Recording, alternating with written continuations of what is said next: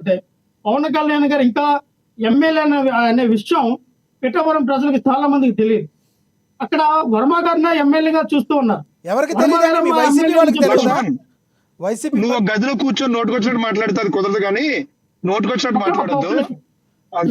లక్ష్మణ్ ఆగు ఆగు. లక్ష్మణ్, నువ్వు మీరు కావాలంటే జనసేనలో పిఠాపురంలో పనిచేసినాడు కాబట్టి నేను నీకు రెస్పెక్ట్ ఇస్తా. ఒకసారి విను లక్ష్మణ్.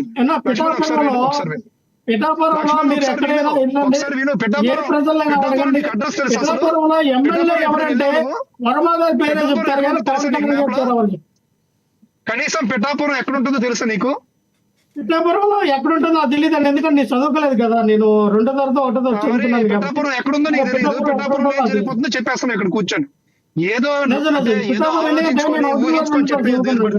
పిఠాపురం నాకు ఎక్కడ ఉంటుందో తెలియదు. అక్కడ టీడీపీ ప్రాతినిధ్యం వహిస్తున్న వ్యక్తి స్పష్టంగా చెప్పారు, పవన్ కళ్యాణ్ గారి నేతృత్వంలో పిఠాపురం చాలా అభివృద్ధి జరుగుతుంది అని చెప్పి. నువ్వు మాట్లాడతావు, మీరు చెప్పుంటే ఇప్పుడు లక్ష్మణ్ నీకు వినాలా. పిఠాపురం అనేది పవన్ కళ్యాణ్ గారి వల్ల వచ్చిన పేరు కాదండి. పిఠాపురం అనేది పిఠాపురం రాజులు, పిఠాపురం మహారాజులు, పిఠాపురానికి ఒక ప్రపంచవ్యాప్తంగా ఒక పేరు ఉంది. అది మీరు తెలుసుకోండి ముందు. పవన్ కళ్యాణ్ గారి వల్ల వచ్చిన వల్ల పిఠాపురం పేరు కాదు. పిఠాపురం వల్ల పవన్ కళ్యాణ్ గారి క్రేజ్ వచ్చింది, పవన్ కళ్యాణ్ గారి పేరు వచ్చింది. అంతేగాని పవన్ కళ్యాణ్ గారి వల్ల పిఠాపురం రాలా. మీకు తెలుసు, మీరు పుట్టకముందే, మీ తల్లిదండ్రులు పుట్టకముందే, మీ తాతలు ముత్తాతలు పుట్టకముందే పిఠాపురం అనే ఒక సంస్థగా ఆస్థానాన్ని పరిపాలించినటువంటి ఫిరంగులు,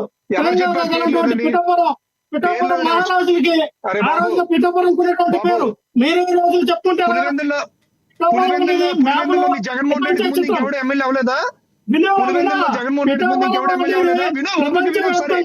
ప్రపంచ పట్టంలో ఉందంటే పిఠాపురంలో పరిపాలించినటువంటి మహారాజుల వల్ల, పవన్ కళ్యాణ్ గారి వల్ల కాదు.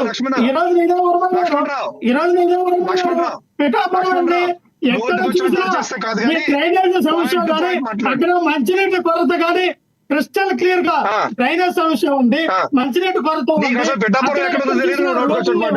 ఎక్కడ చూసినా పరిశుభ్రత లేదని చెప్పి గవర్నమెంట్ ఫామ్ అయిన 3 నెలలకే డ్రైనేజ్ వ్యవస్థ అంతా కూడా గాడిలోకి తెచ్చారు. ఆయన కలెక్టర్ గారికి వెళ్ళి కంప్లైంట్ చేశారంటే ఈ రోజు మనకు అర్థమవుతోంది.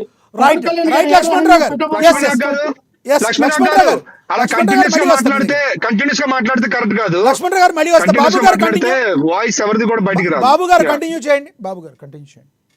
ఇప్పుడు లక్ష్మణ్ నువ్వు ఇదివరకు జనసేనలో పనిచేసావు కాబట్టి నేను నీకు రెస్పెక్ట్ ఇచ్చి మాట్లాడుతున్నాను. ఒకసారి మనం ఏదైనా మాట్లాడే ముందు నోటుకు వచ్చినట్టు ఏది పడితే అది మాట్లాడితే కరెక్ట్ కాదు. నేను కూడా జగన్మోహన్ రెడ్డి మీద ఇష్టం వచ్చినట్టు మాట్లాడొచ్చు, ఊహించుకొని మాట్లాడడం కాదు.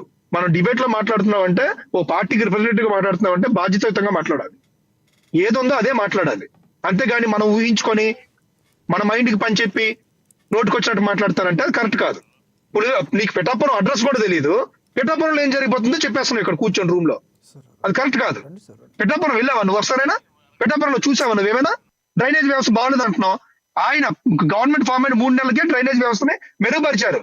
మొన్న మేము వెళ్ళినప్పుడు, పిఠాపురం మొన్న వెళ్ళినప్పుడు చెప్తున్నారు ప్రజలు అక్కడ, ఈ పాటికి మాకు మొత్తం మునిగిపోయి డ్రైనేజ్ కంపు అంతా ఉండేది, పవన్ కళ్యాణ్ గారి వల్ల మాకు డ్రైనేజ్ సమస్య లేకుండా తీరిందని చెప్పి.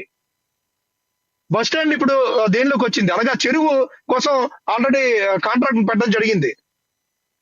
మీరు అంటే టీవీలో చూసో లేకపోతే మీ వైసీపీ సోషల్ మీడియాలో చూసో మీ ఊహాగానం పని చెప్పుకొని మీ నోటికి పని చేస్తారంటే అది కుదరదు.